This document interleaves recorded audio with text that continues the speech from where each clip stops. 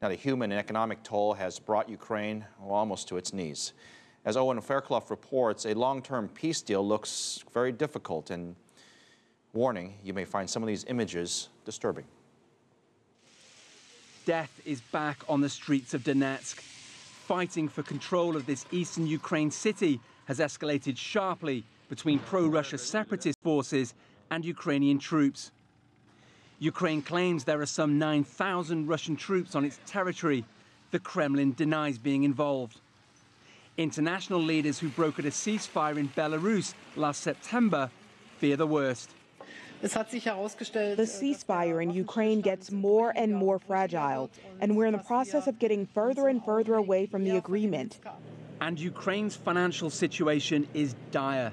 The central bank has lost around $30 billion, more than half its reserves, over the last 4 years.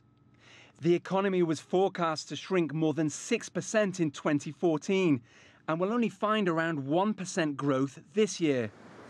And those numbers have forced Ukraine to ask the International Monetary Fund for a second bailout. That's on top of an existing $17 billion programme. The IMF says it needs to calculate the exact numbers, but it's previously warned Ukraine it could need an extra $19 billion if the conflict continued into 2015. Ukraine's president told the World Economic Forum his country is attracting foreign investment as it makes key reforms to fulfill the terms of its original bailout. I have a guarantee, and I want to thank these investors, particularly with the some who are sitting in the first row, who they promised me in this year to invest $600 million in Ukrainian economy, $400 million in Ukrainian economy.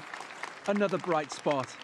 President Poroshenko estimates that within 2 years, reduced gas consumption and increases in domestic production will make his country independent of Russian imports. A perpetual thorn in the side of two neighbours struggling to coexist in peace. Owen Fairclough, CCTV, Washington.